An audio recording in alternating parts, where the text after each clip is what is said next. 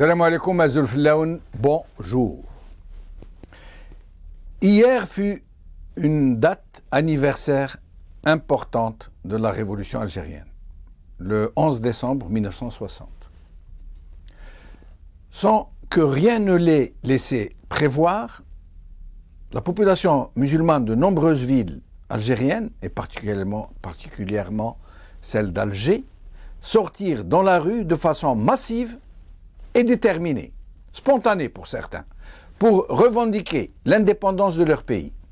Ce fut une réponse cinglante à tous ceux qui avaient pensé que la répression brutale de la bataille d'Alger avait éradiqué pour longtemps toute forme de contestation organisée et coupé les liens entre les populations et les leaders de la révolution.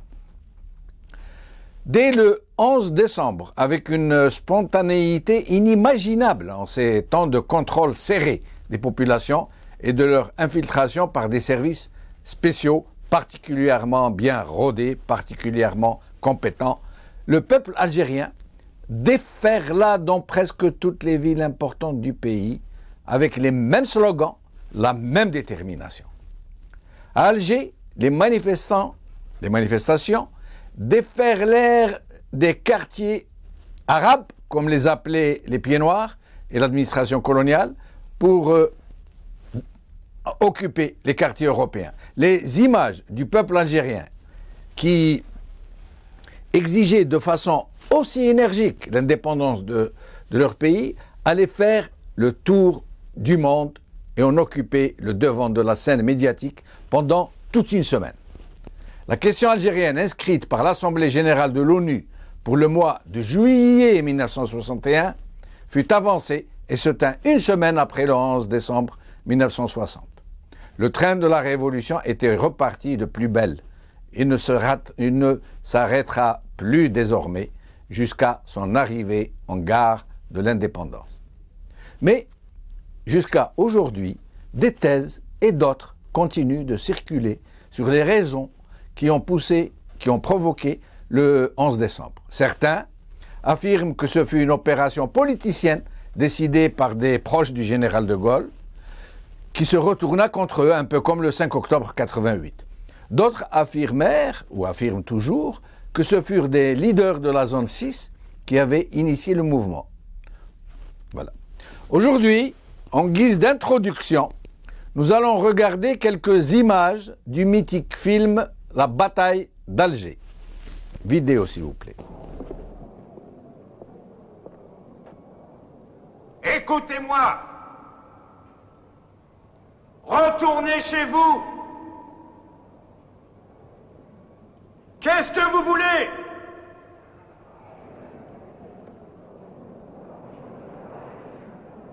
الاستقلال وحب بلادنا الاستقلال الاستقلال الحق حريتنا هدوا خالد لنا هدوا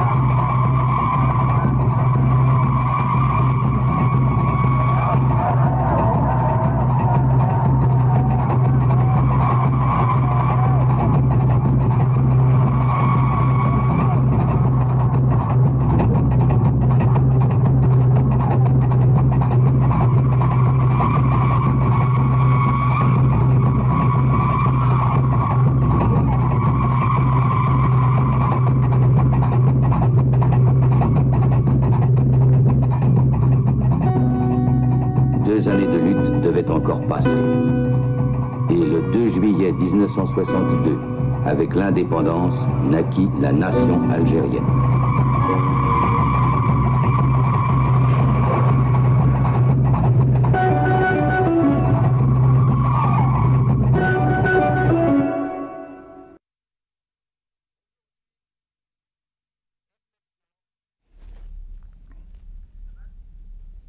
Aujourd'hui, nous allons voir donc les titres de la journée.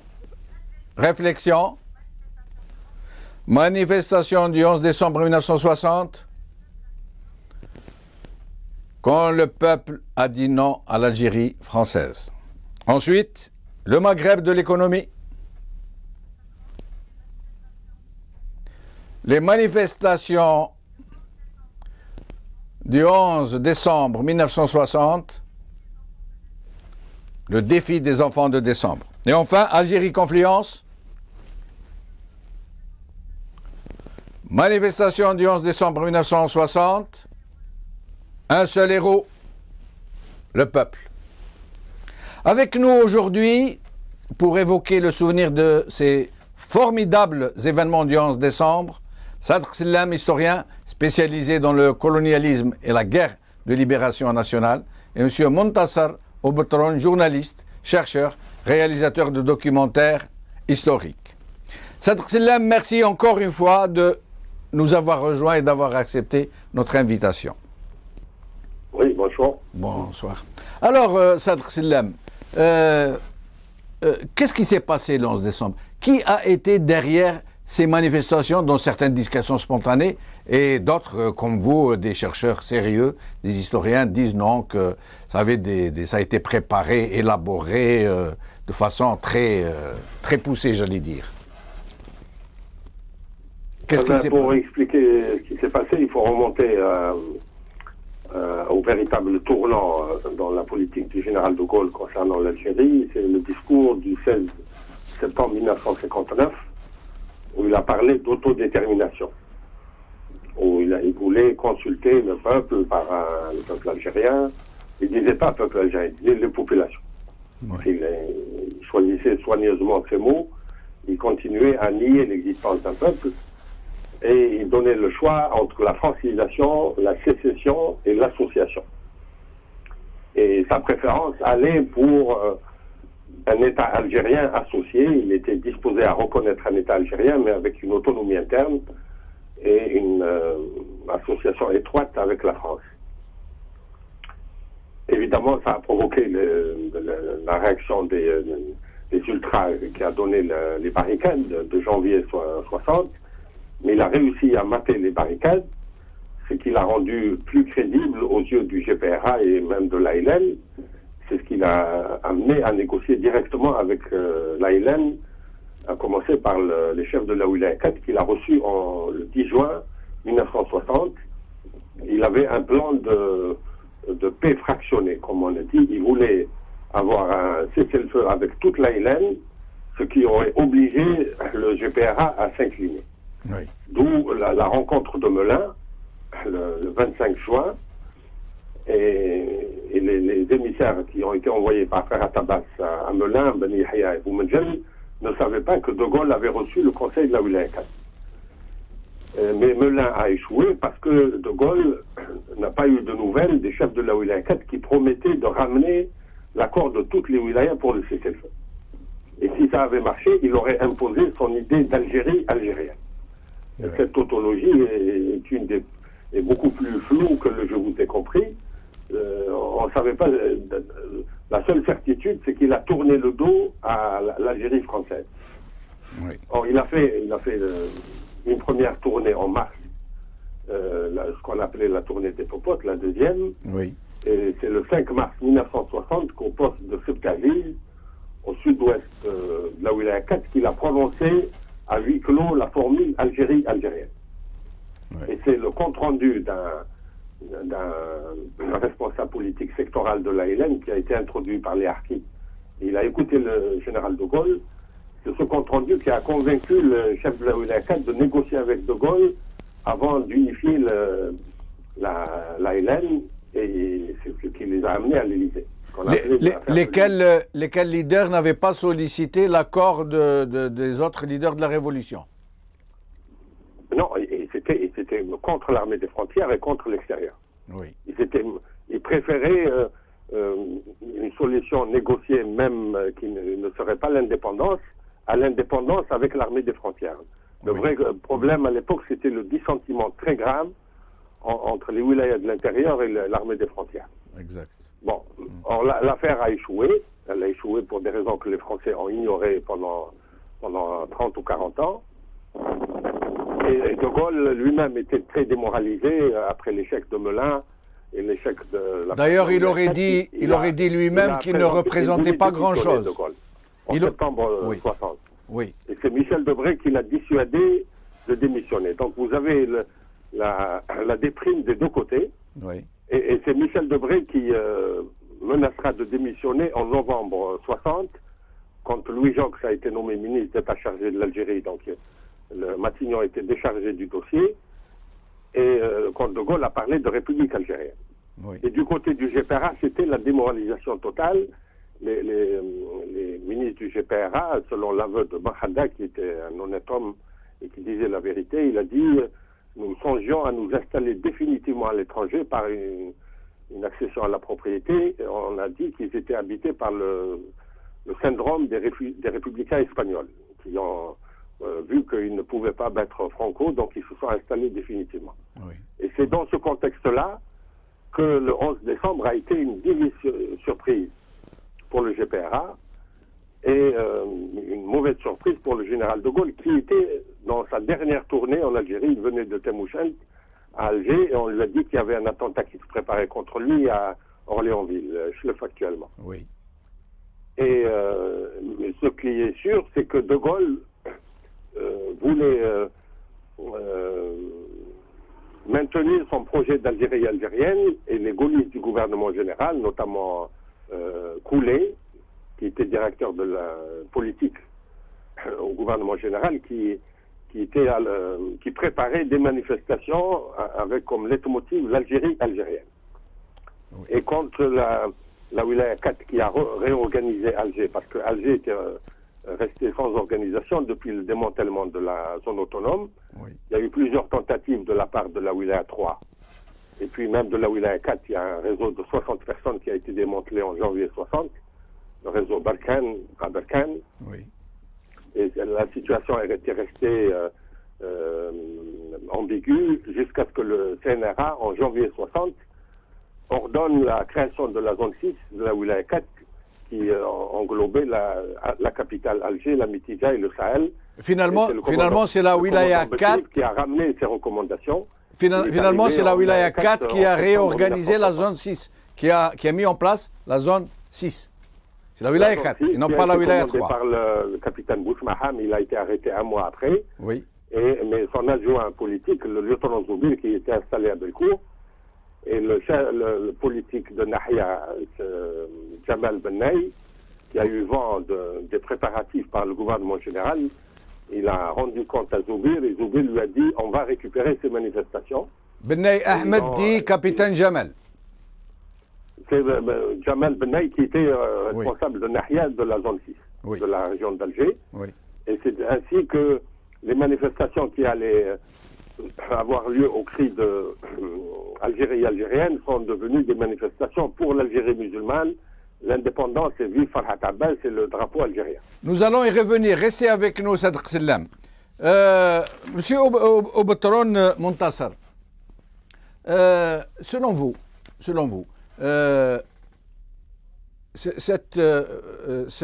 j'allais dire, cette élaboration de manifestations spontanées, entre guillemets, mais qui étaient préparées et qui ont tourné autrement que prévu par leurs initiateurs. Comment expliquez-vous ça?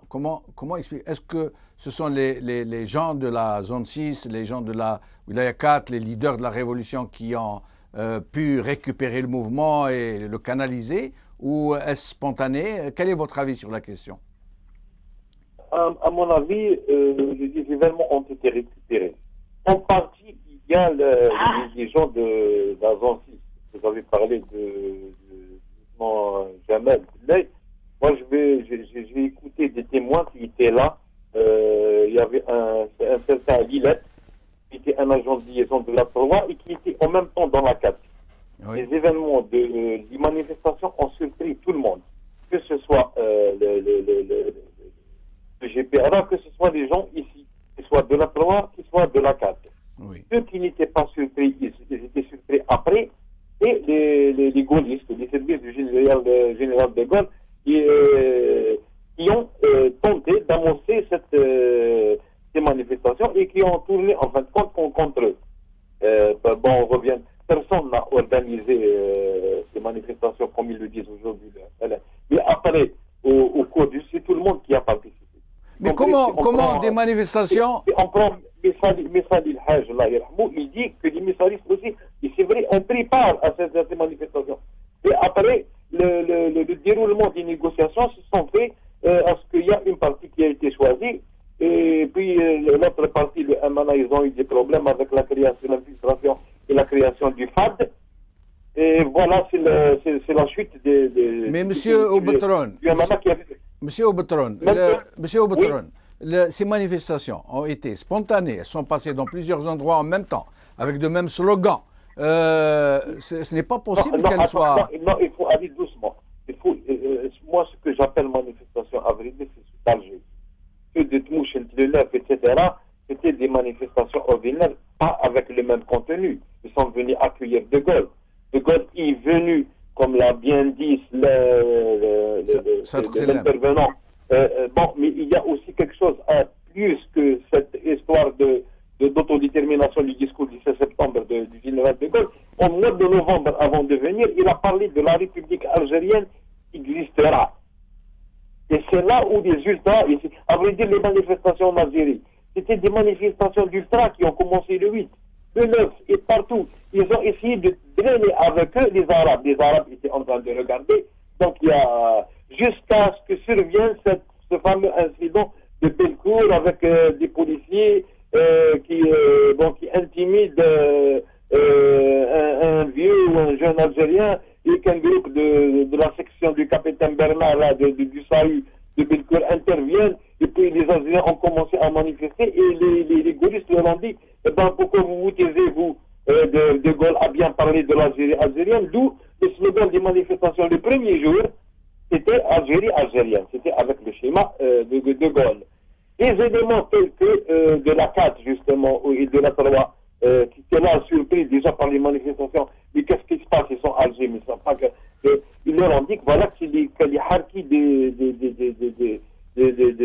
Saïd de Bellecour, du capitaine Bernard qui ont initié. Alors textuellement, Lillet a dit on verra qui ira le dernier. Et c'est comme ça qu'ils sont allés s'introduire dans les manifestations. Et petit à petit, les slogans ont commencé.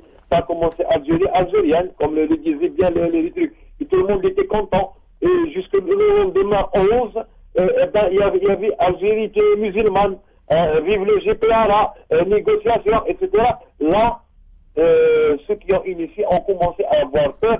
Et c'est là aussi que répression, parce que la foule était de plus en plus nombreuse. Il y avait des enfants qui sont tombés, tels que des enfants de 10 ans. Et puis le plus grand élément qui a aidé, c'était la presse surtout française, qui a couvert la radio, donc on peut trouver dans les archives. C'est terrible, chaque jour, autant de gens tombaient et les manifestations, l'effervescence montait. Et l'effervescence n'a été arrêtée que le 16 avec le discours du président du GPRA, Farhad Abbas. Écoutez bien, qui a dit aux gens de rentrer chez eux.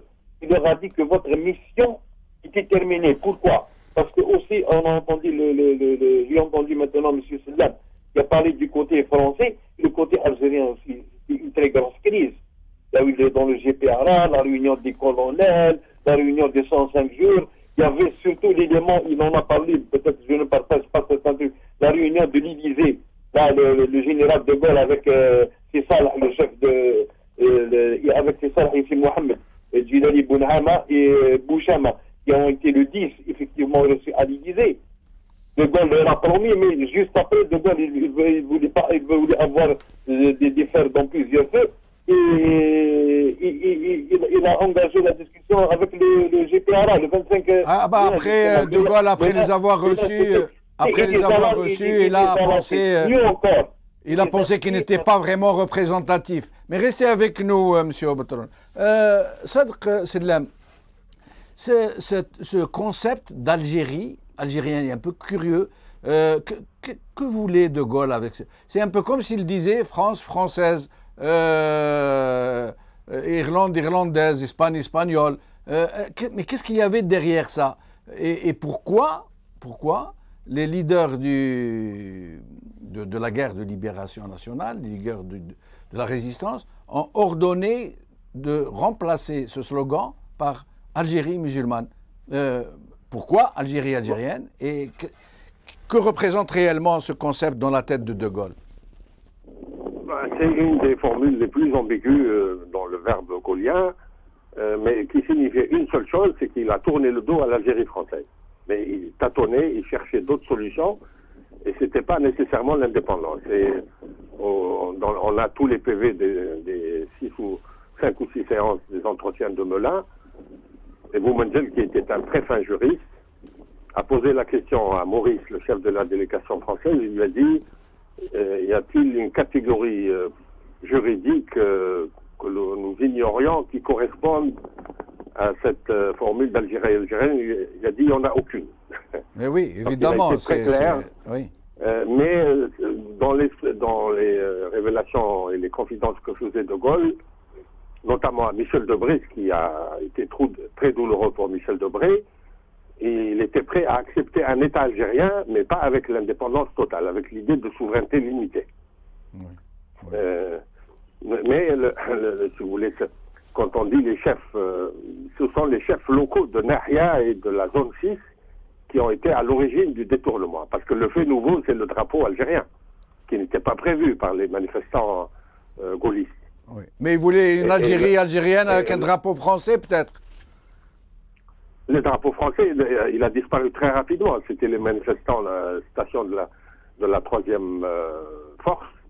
Ça a été submergé par le peuple des quartiers populaires de Bellecour, de Clos-Salambier, la Redoute et puis la Casbah. Oui. Et ce sont les drapeaux algériens qui ont submergé le reste. Et il faut pas oublier que l'Algérie algérienne a été remplacée par le slogan de l'Algérie musulmane. Il y avait 3 slogans: indépendance, oui. Algérie musulmane, vive Farhat Abbas. Oui, exactement. Oui. Bon, vive Farhat Abbas, je ne sais pas si le métaliste était dans le coup, parce que le FAD c'était quelques semaines après. Mais en tout cas, les métallistes ne représentaient pas une force importante. C'est la raison pour laquelle ils n'ont pas été invités à la table des négociations quelques mois après. Si nous devions... De Gaulle a eu cette formule authentique. Oui. Il a dit, nous parlons de référendum depuis le 16 septembre. Maintenant, on a un vrai référendum populaire, mais sans passer par les urnes. Sadr Sedlem, si nous devions...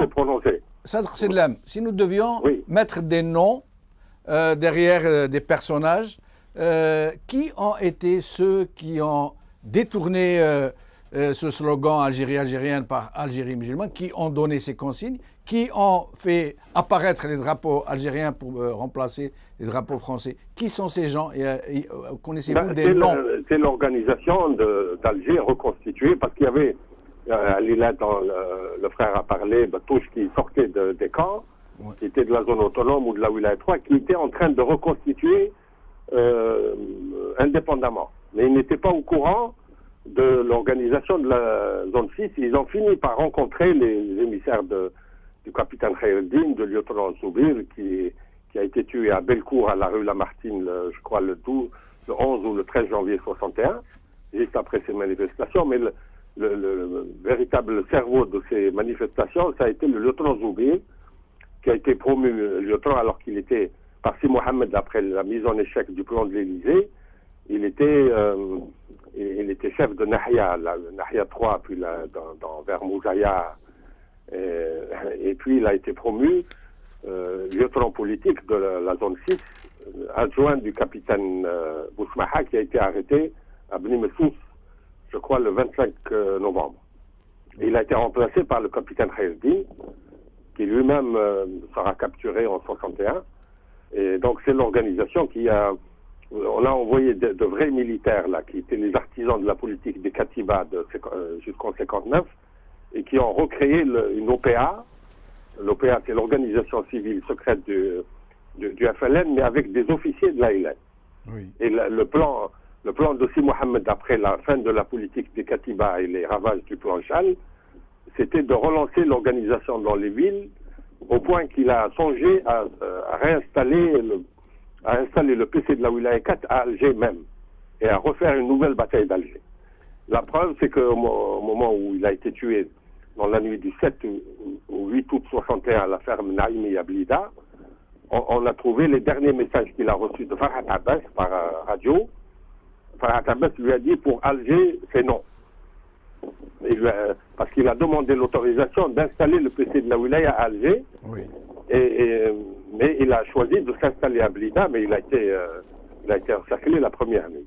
Sadr Sillam, il nous reste à peu près 1 minute, donc c'est dommage. Alors, c'est tellement passionnant. Non, là oui. De Gaulle a décidé d'envoyer des émissaires à Genève. C'est Abdelkader Barakrouk et c'est Ahmed Hamiani qui ont rencontré Yamin Zerwal et Nasser Khaled Khouja. Et c'est ce qui a préparé Zerwal à une légitimité non seulement révolutionnaire, mais historique. Et sa discrétion et son humilité l'empêchent d'en parler, mais il figure dans les documents. Il a été l'interlocuteur des émissaires de Gaulle qui voulaient préparer la voie aux rencontres entre Pompidou et Boumedjel et Boulahrouf à Lucerne et à Neuchâtel en février pour préparer les premières rencontres d'Évian. Et donc, ces manifestations ont décidé de Gaulle d'aller très rapidement vers l'indépendance. Et c'est pour ça que beaucoup d'historiens, dont vous, très probablement, considèrent que le 11 décembre... Il faut rendre hommage à Yamin Zerwal. Je ne sais pas quel était son grade à l'époque. Oui, je l'apprends moi-même, je viens de l'apprendre. Il a été l'interlocuteur des émissaires de Gaulle. Et nous reconnaissons son extrême indiscrétion aussi, puisque lui-même n'en a jamais parlé, vraisemblablement. Merci beaucoup, Sadr Sillam, merci beaucoup, Montassar Obatron. On aurait voulu que l'émission soit plus longue, c'est tellement passionnant. Merci beaucoup. Salam alaikum, bqaw ala khair, azul.